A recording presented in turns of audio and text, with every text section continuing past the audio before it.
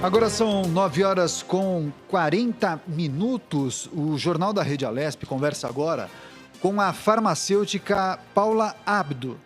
Ela fala sobre como as pessoas devem proceder em relação às receitas de remédios em tempos de coronavírus, Priscila. Bom dia, Paula. Seja bem-vinda aqui ao Jornal da Rede Alesp. Bom, eu queria que você falasse um pouquinho para a gente, então, como ficam essas receitas nesse momento. Muita gente não consegue passar no médico e pegar a receita. E aí, o que faz? Bom dia. Olha, sobre as receitas, o que aconteceu? Foi colocada uma portaria da Anvisa que ela permitiu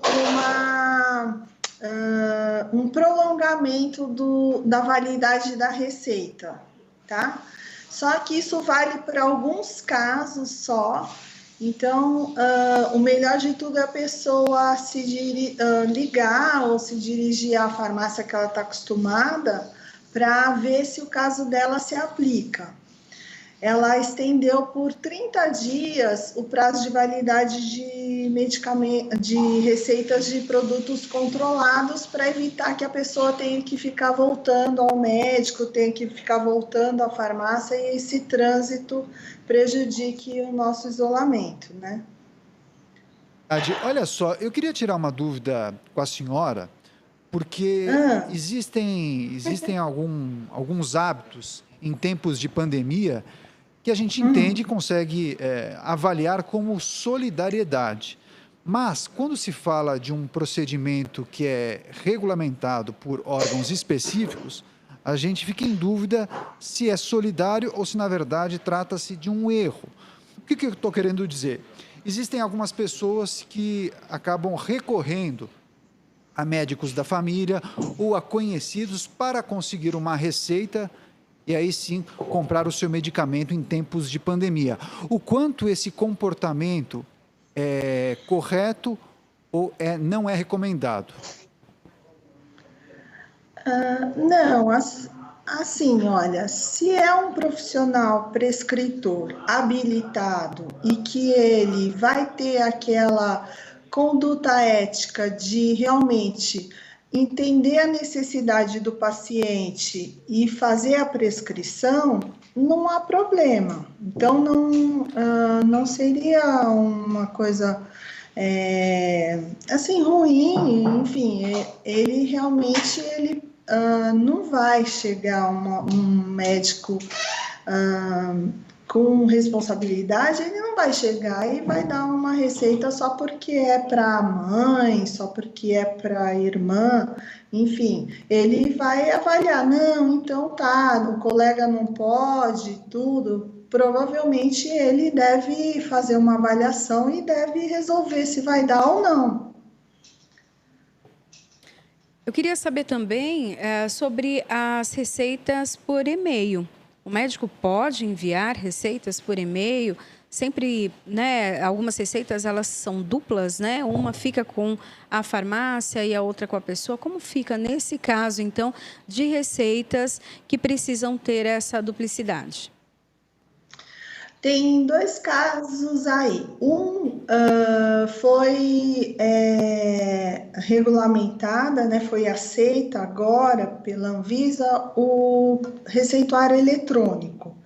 Isso aí o profissional ele tem que ter uma assinatura digital, ele tem que ter um programa, tudo, e também as farmácias que vão receber também tem que ter.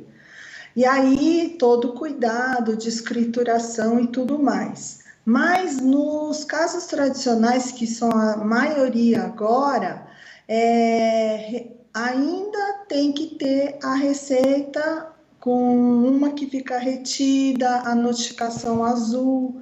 Então, a farmácia, o que ela faz? Ela vai buscar na casa do paciente, porque ainda é necessário realmente a documentação física que a farmácia tem que reter. Há já uma expectativa para a mudança desse processo, então, esses softwares, como a senhora comentou, para agilizar esse processo, principalmente porque o vírus pode ficar no papel também, né? Uma contaminação até para as pessoas que trabalham na farmácia. Sim, está tendo uma movimentação bem grande, tá muito dinâmico, todo mundo correndo atrás. E até a gente achou que o médico seria um pouco mais resistente e, na verdade, não. Ele está bem aberto e ele está buscando se modernizar e fazer esse receituário eletrônico e também a telemedicina mesmo. Paula, por gentileza, muitas pessoas que assistem à nossa programação, eles não sabem exatamente qual é o procedimento que elas devem tomar para conseguir a receita médica caso façam uso de medicamentos de uso contínuo. E caso essa pessoa não consiga contatar o seu médico, como ela deve proceder para conseguir a receita, já que aquele medicamento é fundamental para o dia a dia dela? Depende muito do medicamento. Então, se for um medicamento controlado, ela não tem muito o que fazer. Se ela ainda, por exemplo, se ela não aviou essa nova portaria da Anvisa, se ela não aviou, ela ainda está com a receita e essa receita ela ainda vai ter validade por mais 30 dias. Tá? Agora, se ela já aviou, ela não tem a receita e aquilo é controlado, né, que exige essa documentação, não tem jeito, ela tem que entrar em contato com o médico dela, ver de que maneira que ele está atendendo e como isso ela pode ocasionar, né, como que ela pode resolver esse problema.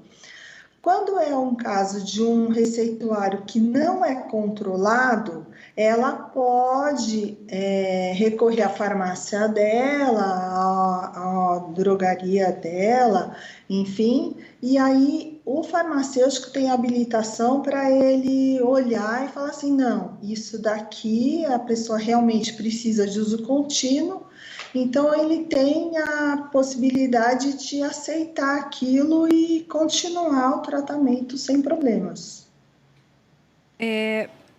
Paula, tem algumas receitas que elas passam a quantidade correta para o tratamento e depois você precisa voltar ao médico para pegar uma nova receita para seguir aqueles dias, né, aquele período. Há a possibilidade dos médicos, então, ampliarem, né, aumentarem a quantidade de medicamentos, liberação de medicamentos e também o tempo de tratamento para que uma receita dure mais, por exemplo, do que um mês? Sim, tem essa resolução, então, que saiu, ela estendeu, né? Então, ele coloca uma justificativa e para cada classe aconteceu uma extensão de dias diferentes, né? E colocou-se assim, que enquanto ela estiver em vigor, é válido, então, tudo isso que eu estou falando, que a receita vale por mais tempo, que o médico pode dar por um período mais longo, isso até segunda ordem, digamos assim. Paula, gostaria de fazer uma pergunta em relação àquelas pessoas que sempre compram os medicamentos, fazendo uso da receita, naturalmente, na mesma farmácia, especialmente os idosos. Aqueles idosos que mensalmente vão à farmácia ou à drogaria e acabam adquirindo o mesmo produto, sempre apresentando a receita. Caso eles não consigam a receita médica com o seu profissional, com o seu médico de confiança, e aí eles se dirigem à farmácia e tentam comprar sem a receita, se comprometendo a levar a receita algum tempo depois. Esse tipo de acordo, ele é recomendável ou você acha que os farmacêuticos e os profissionais das farmácias e drogarias não podem fazer isso de maneira alguma. Qual é a sua avaliação? Não, tem casos que são previstos na legislação. Então, assim, uma urgência, né? Você vê que, por exemplo, sei lá, um paciente utiliza um anticonvulsivante, que a pessoa realmente ela não pode parar. Se ela interromper, ela pode entrar em convulsão.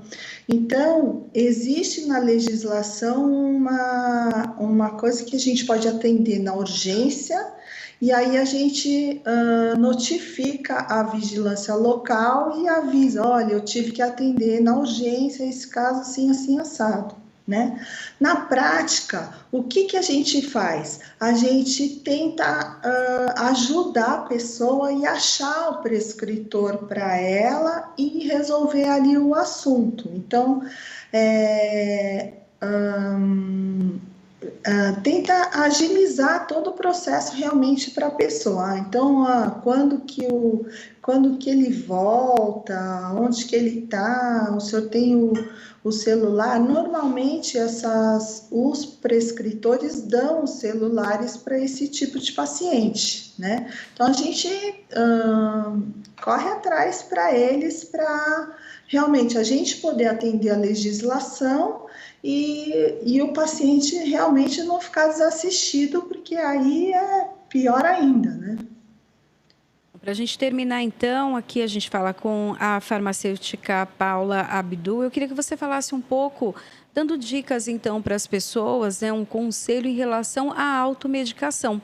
É um momento que as pessoas escutam muitas notícias, escutam falar de medicamentos que já podem combater ou que servem com uma certa vacina e acabam correndo para as farmácias. Eu queria que você falasse um pouco disso, porque muitas pessoas também ficam desassistidas com essas medicações, né?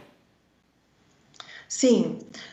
Olha, com relação a assim, essas coisas milagrosas e assim, a qualquer medicamento que você possa tomar como prevenção, não existe, né?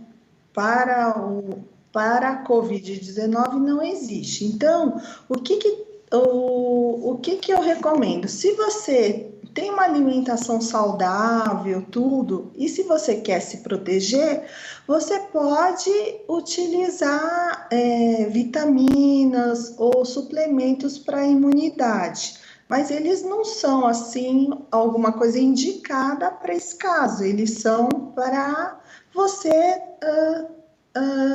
uma defesa melhor sua, né? Então, você pode realmente recorrer a algum profissional de saúde.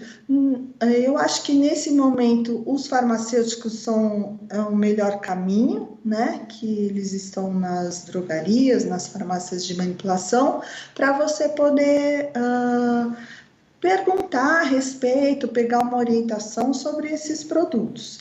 Agora, as outras substâncias que têm aparecido, muitas vezes elas são para já a pessoa já com diagnóstico ou já com um estado mais crítico.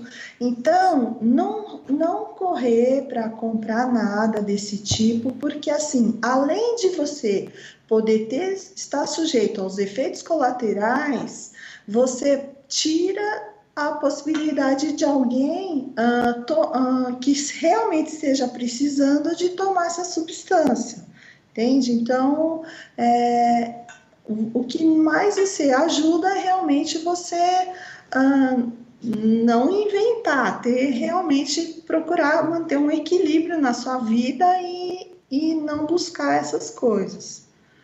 Legal, informações importantes trazidas pela Paula Abdu.